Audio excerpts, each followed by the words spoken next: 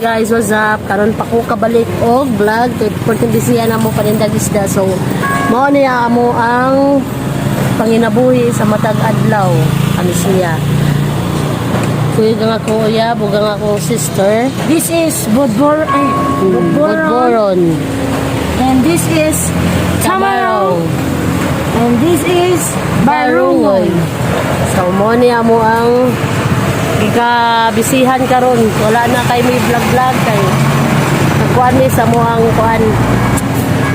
O may palit mo gas guys. Mo nang maninguha gid taon nagtinda balag init uwan. So mo ni akong sister akong kauban. So di ami diri sa gawas. Agad ng mga tao para na magpalit. So mo ni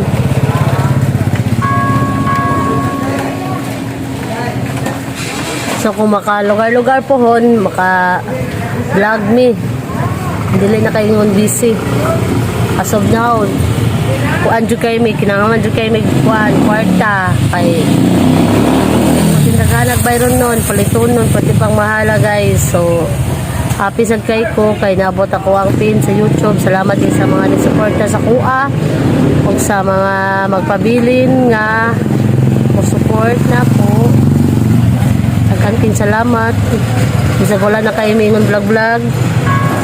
Salamat kayo ninyo tanan. Kung dito ko din nyo, dili na ko ito makuha ako ang pin. Salamat kayo tanan. Ano guys, ang mga isda. Mayroon sa hindi mong libat mo kaya kay ako nag-imagine ako diri kung Ano siya.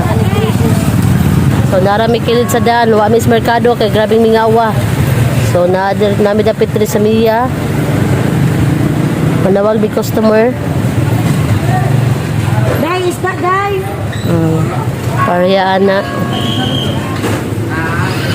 Ano siya guys? Akong sister. Blooming kayo eh. Blue nga earring.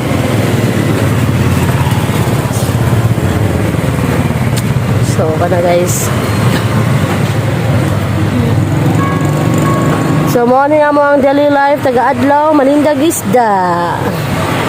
Kapoy, pero happy lang gihapon. Oh. Mga gwapa kayo mga isda, guys.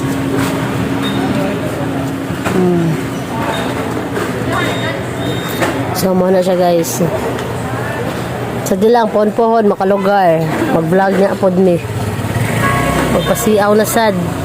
Kaninyong tanan.